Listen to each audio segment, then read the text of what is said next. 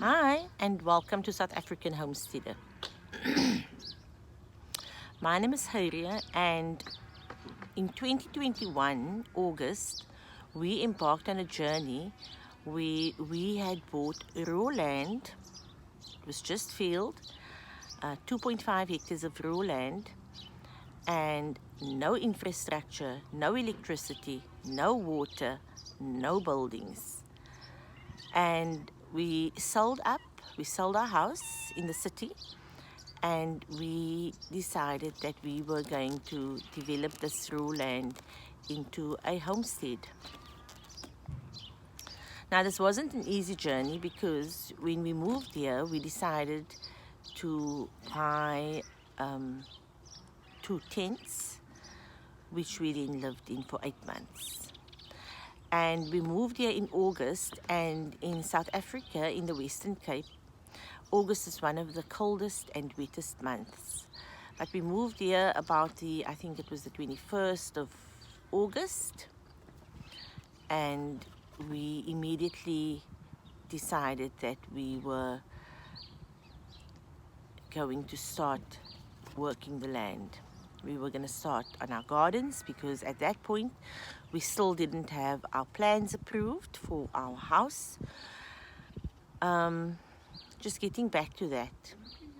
When we sold, we bought this land with the proceeds of the sale.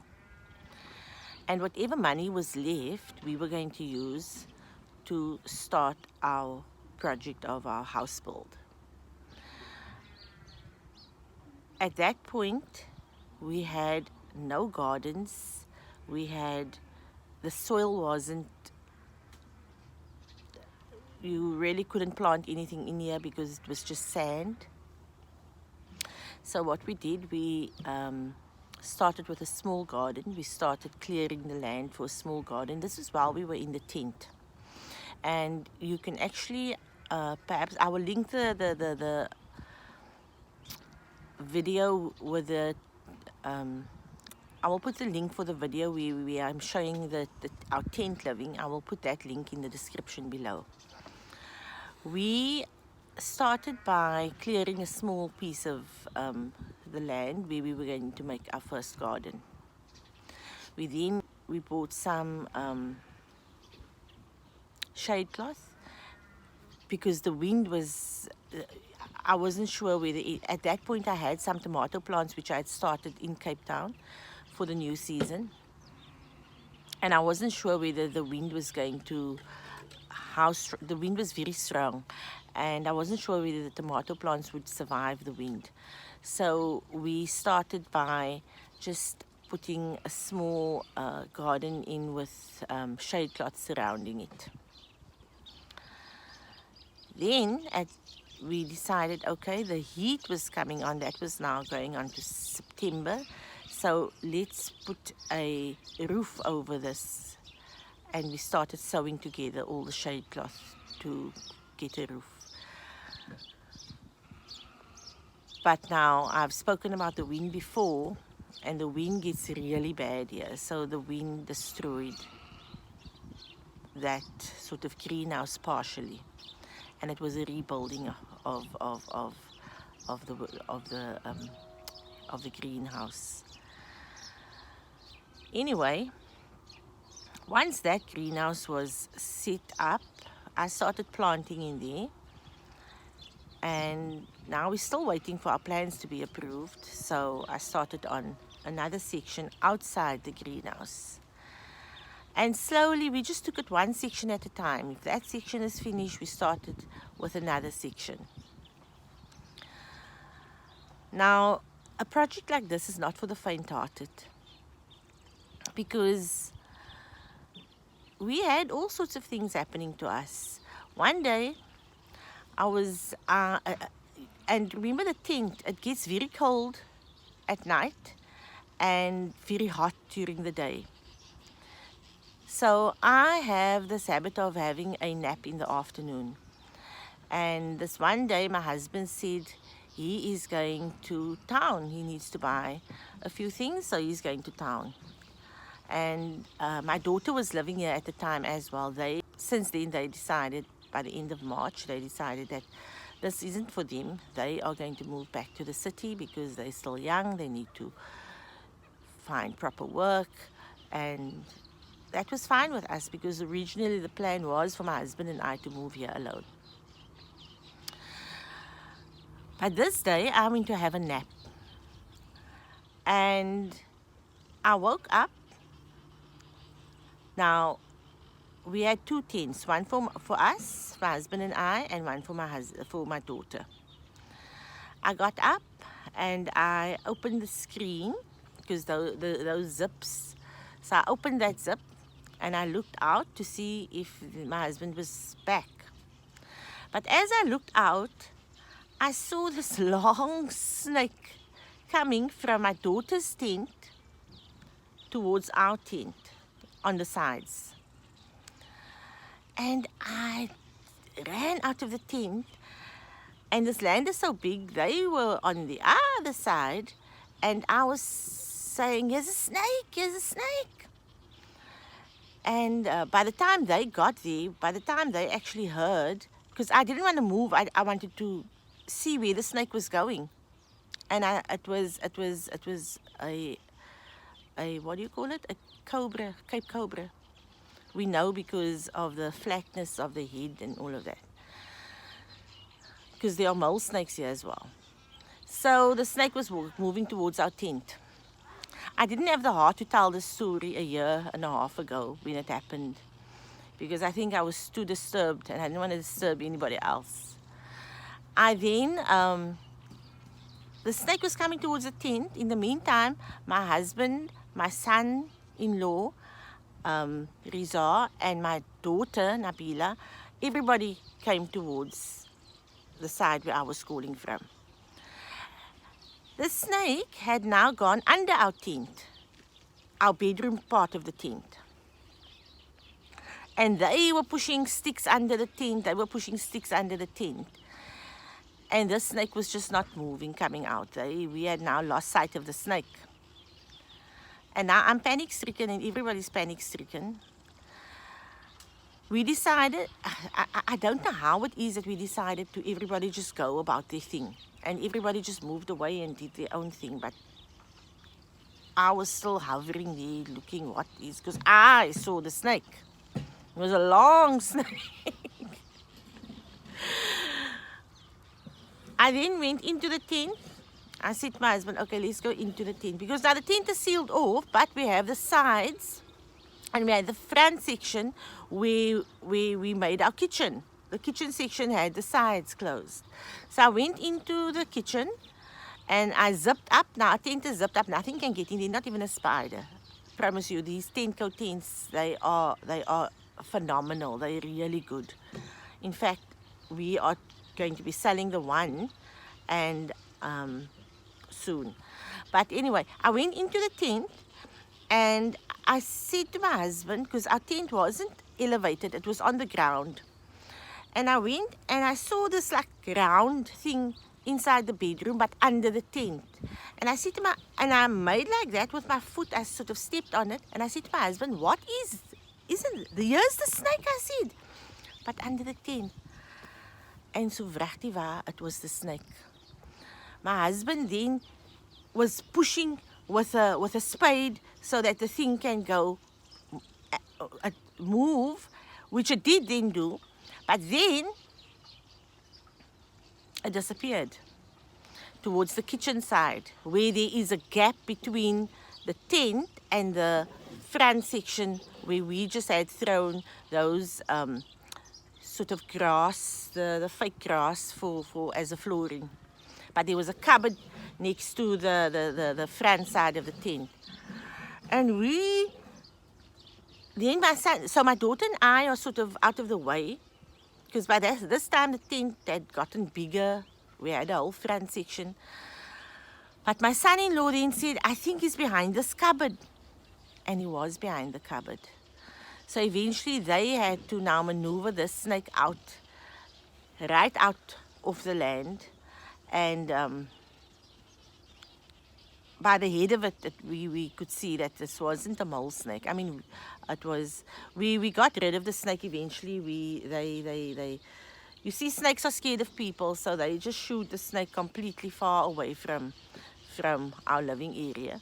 Um, and because there's enough space for them to be on the other side. That was the one snake. The other snake, one Saturday morning, I was coming out of the tent and I was walking across. My next door neighbors were starting to clear their land. And all this is because people were buying up here, and we were clearing land with graders and tractors and things, and our next door neighbors were doing the same thing. So on that day, they were busy grading their land. And obviously it was clear. And then I came out of the tent and I saw this huge, and I'm talking huge because it was a mole snake, because mole snakes get very huge. It could easily have been about 3 meters long. Yeah, just over 3 meters. It was a very long snake and very thick, very thick. Crossing the road that we had made between our tents and our garden. And the tent, the snake then went into my daughter's garden. It was basically trying to get away from all the activity and all the noise. And it really didn't want to be where we were. So it was just trying to get away. So it had gone around that land, behind the people's land at the back, onto our land to go to the front where the... Ouch! It's my cat scratching me. To go onto the front, it's quite thick opposite the road. So he was really just trying to get away from all the activity. And we had Zach with us at that time, so the three of them, we just kept sight of it and it moved completely away. But so those were the type of challenges that we had to deal with. In fact, a couple of weeks ago, and I know I'm scaring a lot of people, but this mole snakes are harmless, and they really, because we have these mole holes, and they keep the land clear of whatever. But we had another incident a couple of weeks ago. It was very windy, and my husband went to mosque, and I have a sliding door in my bedroom, and I said to him, okay, I'm not going to still come to the front, because after I make namaz, I'm gonna be in the room. So he said, okay, when he comes, then I must open the sliding door. So I heard him come, and I was about to open the sliding door, and I just heard him shout, don't open the door, don't open the door. And I'm thinking, why is he shouting, don't open the door? And he said, there's a snake on the stoep. Now, we have a stoep. Luckily for us, we've got a nice front, well, not a nice, we've got a front stoep. So then he came around here to get something to shoo the snake away. By the time he got here, the snake had just disappeared. I watched it through the window. It went off the stoep and it went into the bushes on the other side. But here where we are now, that is, I mean, in 1.5 years, the first two was shortly after we moved. That one was just really random. So,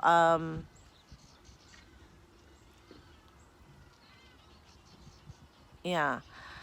So those were our snake incidents.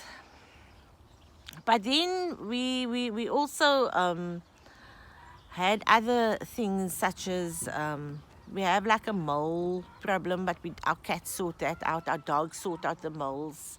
So we don't really have much moles. I see we have one. After a long time, we have another mole. But that really is the only problems that we've had with wildlife disturbing the peace.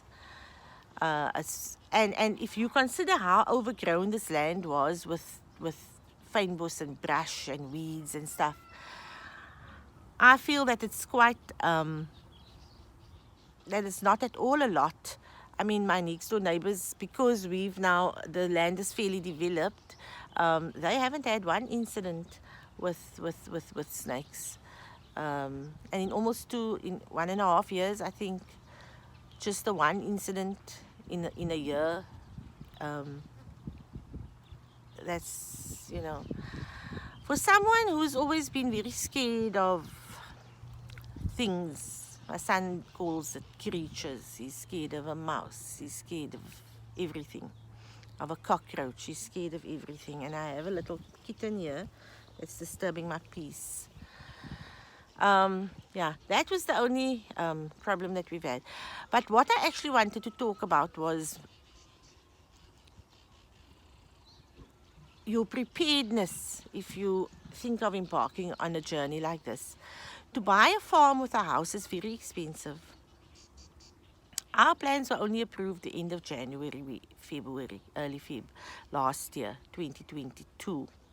So we only started digging trenches and building end of Feb, March. Fortunately for us, we were by the means to at least finish the house partially with a roof on. We've called it phase 1, phase 2 and phase 3. So the phase 1 at least could be finished before we had to enter winter. So we moved in here, I think it was the 2nd of June or the 3rd of June of 2022. And subsequently we've put the roof on phase 2 and we've sort of moved in there. At the moment, none of the house have ceilings. We do have the isolation, and we have so we are fully secured. We have all our windows in. Phase 3 hasn't been. We've got the wall is window height, but we still need to go up. That is not important because on the one side we have 4 bedrooms, 2 bathrooms, kitchen, lounge and dining room. So we are quite comfortable. This house would have been the same size as my house in Cape Town had I not had the other section on. But I've been asked many times by people who's come to visit. A lot of people have come to visit the farm. A lot of people are interested in the journey and have asked questions about it. It's not a cheap endeavor. And I feel that I don't want anybody to look at it and think that for us this it's the perfect life, because we love nature, we love gardening, we love the outdoors, but we also love our comfort. So the house is very comfortable, alhamdulillah, and we're still working on it. We only now starting to buy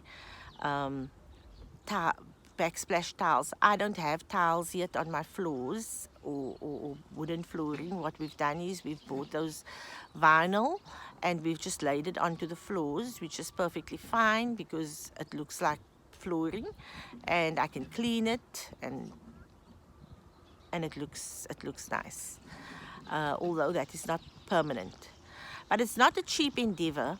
So if you don't have enough capital to do something like this out of your pocket, the way we are doing, and I mean our capital that we had from our proceeds of the house is long time gone, which is why the project has slowed down a lot. So we do things as we have, because we do still have a business running in Cape Town, which my son is managing for us. It is expensive because like we have chickens and we have dogs and we have cats and they need to be fed, and so I would suggest, if anybody is looking at this lifestyle, if you can't afford to buy a house on your land, land with a house on it, then I don't know. Honestly, I don't know if I'll have the heart to do this again, if I were to do it again. But I wouldn't change this for anything, because we are in a very comfortable space. We were uncomfortable in the tent for 8 months, and alhamdulillah, we moved into the house after 8 months. So we have a normal lifestyle where that is concerned. Bathrooms, everything, washing machines, everything works the way it worked in Cape Town. So now it's a matter of getting our beautification and things that needs to be done, things like ceilings and things like the tiles and those types of things. To get to buy raw land and have no services on the land, to get your electricity connected is a lot, especially if you are buying big land. And because your cable from where the poles are to where you might want it to be, it cost us 21,000 just for the cable. So just to get service, that's besides how much you pay the council, that's besides how much you pay your electrician to wire your house, etc. So it's you need to be fully prepared to do this. If you are going to be taking a bond for the land and then a building bond, you need to still have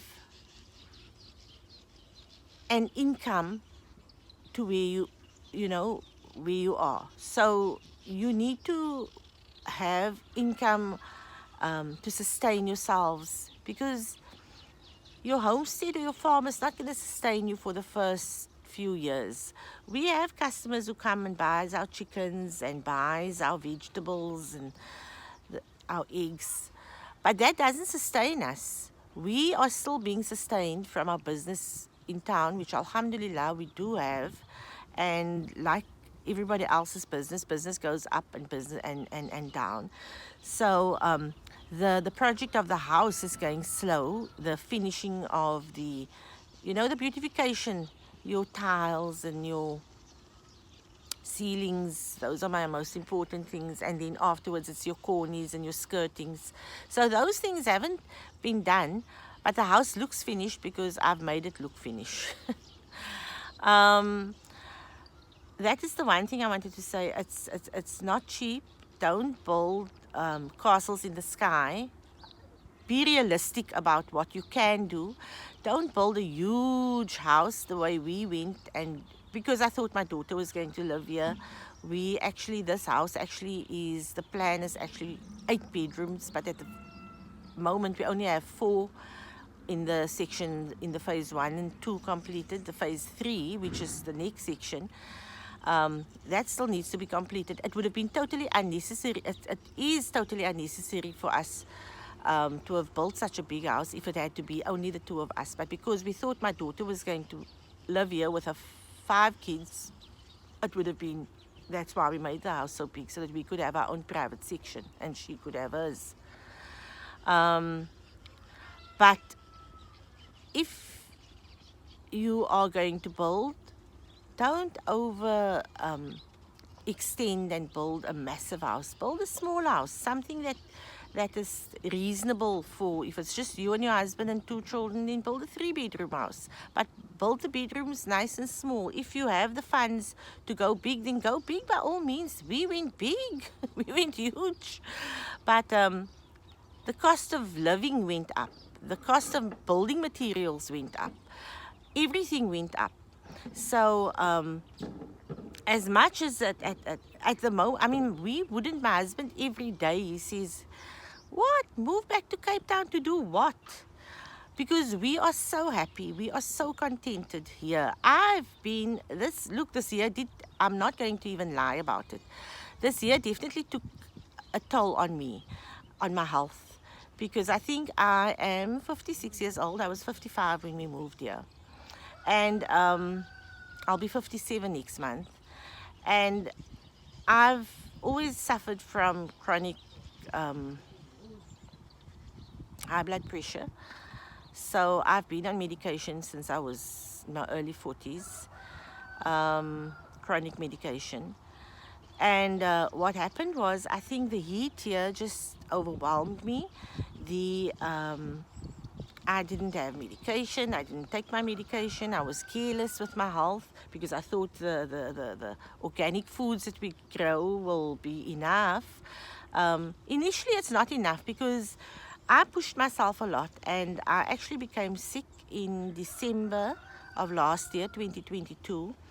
I'm only now starting to feel like myself. I was,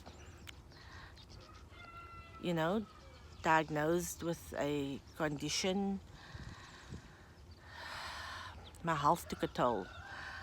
But now I'm all better. I'm back on medication. I'm feeling better. I'm feeling more like myself. And you are naughty. See, he's got seeds. He's got a marigold seed in his paw. But so yes, if you are younger than us and more energetic, I'm quite energetic. My husband is very energetic. We have help on the farm.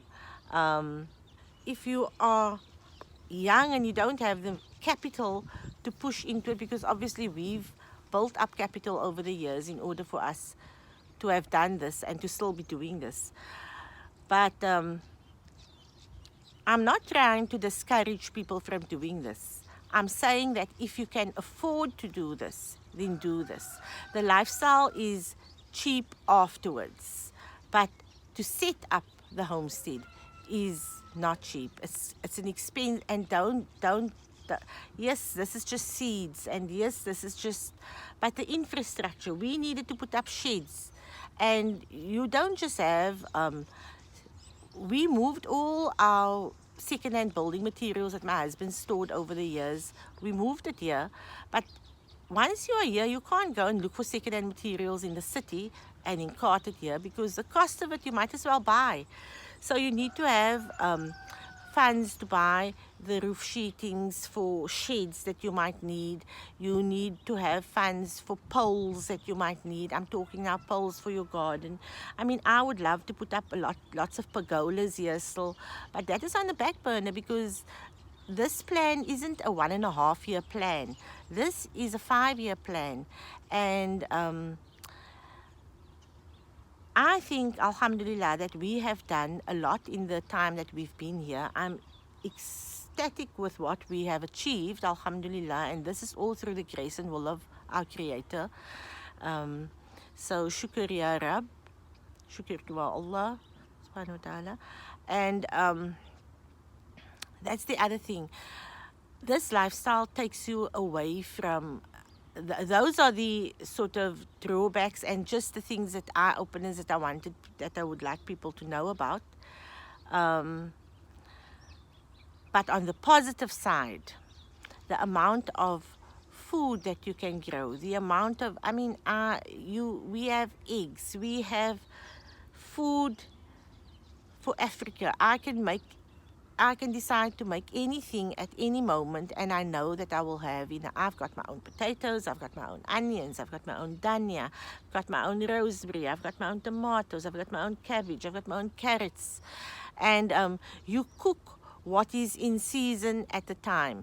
I have also explored so many different recipes and types of cooking over this last 1.5 years since we've started harvesting our vegetables. I've grown my own garlic, and I found that the garlic that I grew last year was just about enough to last me 3 months. So now I am going to grow a lot more, and that is actually what I'm going to be planting today, is my garlic. But this lifestyle there is nothing that can equal this lifestyle in the city for us. The only thing is we do miss our family. So that's another factor that you need to consider. We see them every once or twice a month. And we get lots of visitors. We get lots of visitors on the farm. People are interested in this lifestyle. They are interested. It's not for everybody, but it doesn't mean that they are not interested in what we have done here. So, alhamdulillah, I hope that this video wasn't about too much negativity. It's just that I don't want people to go into this blindsided. I had plans. I've written everything down, this expense that we might incur.